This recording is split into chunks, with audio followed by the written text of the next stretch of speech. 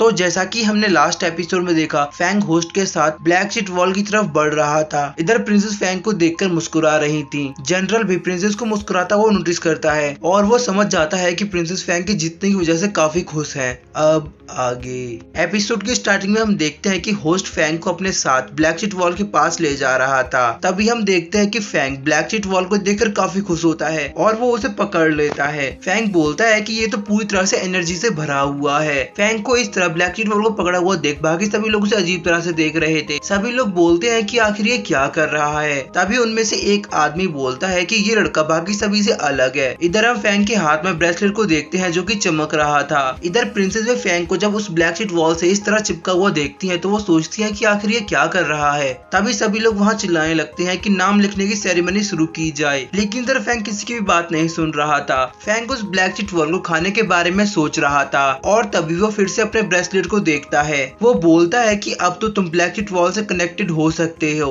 तभी हमारा scene shift होता है और हम देखते हैं कि फैंग एक नई जगह पर पहुंच गया है। फैंग अपने आसपास देखता है और वो बोलता है क्या मैं ब्लैक शीट वॉल के अंदर आ गया हूँ। तभी फैंग वहाँ पर चलने की कोशिश करता है। वहाँ पर ग्रेविटी काफी कम होती है, इसीलिए वो धीरे धीरे और उछल उछल कर चलता है। तभी फैंग वहाँ पर एक बड़े से एनर्जी सोर्स को देखता है। उसे देखकर फैंग सोचता है कि शायद ये ब्लैक शीट वॉल की 3 बॉन्ड क्रॉस बॉन्डिंग है और उसके अंदर जो लाइट है वो शायद स्वान पिन का ऑरा है। इसके बाद फैंग फिर से अपने हाथ को देखता है। उसके हाथ में ब्रेसलेट अभी काफी तेजी के साथ चमक रहा था। फैंग बोलता है कि अभी तक मेरा फर्स्ट टीथ बॉन्ड पूरी तरह से रिकवर नहीं हुआ है और बाकी दोनों के बारे में अभी मुझे कुछ भी पता नहीं। और तभी हम देखते हैं कि फैंग के हाथ से एक एनर्जी निकलने लगती है जो कि उस एनर्जी सोर्स के अंदर जाने लगती है। उस एनर्जी सोर्स की वजह से फैंग का बोन टीथ रिकवर कर रहा था। फैंग उसे देखता है और बोलता है कि लगता है इसमें कुछ टाइम लगने वाला है। बाहर हम रियल वर्ल्ड में देखते हैं जहाँ होस्ट फैंग के पास आता है। फैंग उस ब्लैक शीट वॉल को देखकर काफी खुश हो रहा था। तभी होस्ट उसे हिलाता है तो फैंग अपने होस्ट में आ जाता है। होस्ट फैंग को पेन और ब्रश देता है और कहता है कि अब आप और देर नहीं कर सकते। फैंग सोचता है कि अभी मुझे यहाँ पर कुछ और टाइम रुकना होगा, इसके लिए मुझे कुछ तो करना होगा। तभी फैंग होस्ट से पूछता है कि मैं यहाँ पर कितने वर्ड लिख सकता हूँ। तो होस्ट बताता है कि इसके बारे में तो कोई रूल्स नहीं है। तो ये सुनकर फैंग काफी खुश होता है और वो कहता है कि ये तो बहुत आसान होगा। इसके बाद फैंग उससे ब्रश लेता है और ब्लैक शीट वॉल पर लिखना स्टार्ट कर देता है। सभी लोग सोचते हैं कि आखिर वो क्या लिख रहा है। इधर टैन भी मिस जोई से कहता है कि मुझे दिख नहीं रहा, जरा मुझे बताओ कि वो क्या लिख रहा है। तभी उनमें से एक आदमी बोलता है कि ये तो इस पर पोयम लिख रहा है। तभी प्रिंसेस उसको पोयम लिखता हुआ देखती हैं। वो बोलती है कि ये काफी तेज लिख रहा है। इसके बाद प्रिंसेस उसकी लिखी हुई पोयम को पढ़ती हैं। प्रिंसेस को फैंग की पोयम काफी पसंद आने लगती है। फैंग ने अपनी पोयम में वॉरियर्स के बारे में लिखा था। प्रिंसेस फैंग के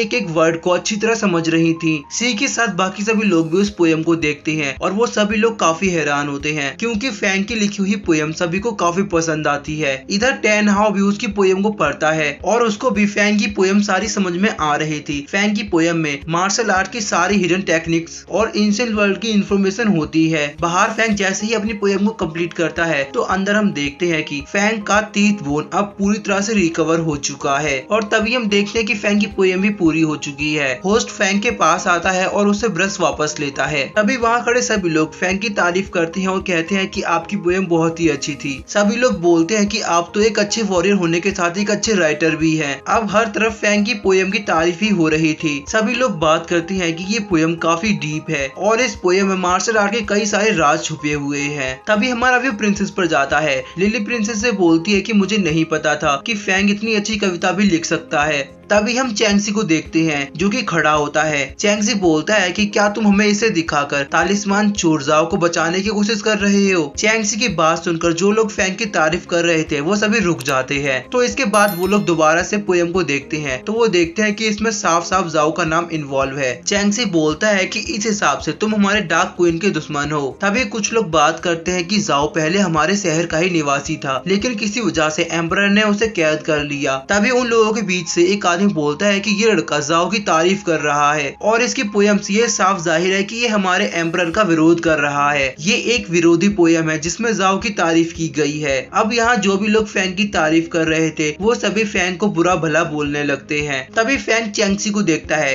और उसे कहता है कि तुम्हें पूरी कहानी पता ही नहीं है। चैंगसी बोलता है कि हमें इससे कोई फर्क नहीं पड़ता, तुम हमारी सिटी में खड़े होकर हमारे ही दुश्मन की तारीफ नहीं कर सकते। सच बताओ तुम्हारे यहाँ आने का असली इरादा क्या है। यहाँ मामला काफी खराब होता जा रहा था। तभी लिली प्रिंसेस से पूछती है कि अब हमें क्या करना चाहिए। प्रिंसेस खड़ी होती हैं और वो सभी लोगों से बोलती है। इस पोयम में हमें 5 लाइट माउंटेन के बारे में बताया गया है जो कि हमारे साथ 500 सालों से वफादार है। इससे हमें भी वफादार रहने की सीख लेनी चाहिए, अपने राजा और धर्म की सेवा करनी चाहिए। और जहाँ तक जाओ की बात है, उसने भी अपने राजा के कर्तव्यों का पूरा पालन किया। तो आखिर ये कहानी आपको विरोधी कैसे लग सकती है? वहाँ खड़े सभी लोग प्रिंसेस की बात पर एग्री करते हैं। प्रिंसेस बोलती है कि मैं तो ये मानती हूँ कि फैंग ने कुछ भी गलत नहीं लिखा और वो बिल्कुल इनोसेंट है। प्रिंसेस की बात सुनकर सभी लोग एग्री करते हैं और सभी लोग बोलते हैं कि फैंग इनोसेंट है। सभी लोगों की बातों से चैंगसी को काफी गुस्सा आता है और वो वहाँ से निकल जाता है। तभी हम टैंग हाउ को देखते हैं जो चैंगसी को देखकर बोलता है कि मू फैमिली का स्टेटस अब काफी खतरे में है। आज के बाद मू फैमिली का स्टेटस उतना ऊपर नहीं रहेगा। तभी टैन हाउ के पास टैन के फादर आते हैं। वो पूछते हैं कि क्या आप कांग्रेचुलेशन के तौर पर बिजनेस ऑफिस के लिए कोई गिफ्ट भेजना चाहेंगे? तो टैन उसे पूछता है कि आखिर आप ऐसा क्यों चाहते हैं? तो टैन हाउ उससे कहता है कि अभी हमें सभी फैमिली के साथ अपने रिलेशन को सही रखना चाहिए। मैं अपने बिजनेस में किसी के भी साथ दुश्मनी करना नहीं चाहता। इसके बाद हमारा सीन शिफ्ट होता है और हम देखते हैं कि प्रिंसेस वापस से अपनी सिटी में जा रही थी। रास्ते में फैंग उनसे बात करने की कोशिश करता है लेकिन प्रिंसेस उसे इग्नोर कर देती है और आगे बढ़ जाती है। प्रिंसेस फैंग के साथ इस तरह बिहेव करती है जैसे कि वो अभी भी उससे नाराज है। फैंग जनरल से कहता है कि प्रिंसेस अभी भी मुझे पूरी तरह इग्नोर कर रही हैं। तो जनरल फैंग से कहते हैं कि तुम घर जाकर प्रिंसेस से बात कर सकते हो। लेकिन तभी फैंग फिर से प्रिंसेस के सामने जाता है। फैंग प्रिंसेस को एक पेपर दिखाता है और कहता है कि मुझे अभी एक हाई एंड मैजिक वेपन चाहिए और अगर तुम मुझसे बात नहीं करोगी तो मैं इसको फेंक दूंगा। फैंग की बात सुनकर प्रिंसेस मुड़ती है और कहती है क्या तुम पागल हो? फैंग प्रिंसेस के पास आता है और कहता है कि फाइनली अब तुम मुझसे बात कर रही हो। फैंग प्रिंसेस को बताता है कि मैंने इसे पूरे 3 दिन में बना पाया है। ये एक बेहद ही पावरफुल मैजिक वेपन होगा। लेकिन अभी भी प्रिंसेस फैंग को इस तरह दिखाती है जैसे कि वो इसे इग्नोर कर रही हैं। इससे फैंग काफी परेशान हो जाता है। तभी प्रिंसेस वहाँ से जाने लगती हैं और हम देखते हैं कि प्रिंसेस मुस्कुरा रही हैं। तभी हम एक जगह पर भीड़ को देखते हैं। जब फैंग वहाँ जाकर देखता है तो वो देखता है कि भीड़ के बीचों बीच सी जमीन पर झुका हुआ है। सी के सामने एक आदमी खड़ा हुआ था जो कि शायद सी का मास्टर है। उसको देखकर सभी लोग बात करते हैं कि ये काफी समय बाद लौट कर आई है। हम देखते हैं कि यहाँ सी अपनी पनिशमेंट के तौर पर बार बार उनको ग्रीट कर रहा था। लेकिन तभी वहाँ पर फैंग आता है जो उसे ऐसा करने से रोकता है। फैंग उससे कहता है कि मैं भी एक बार जीता और एक बार हारा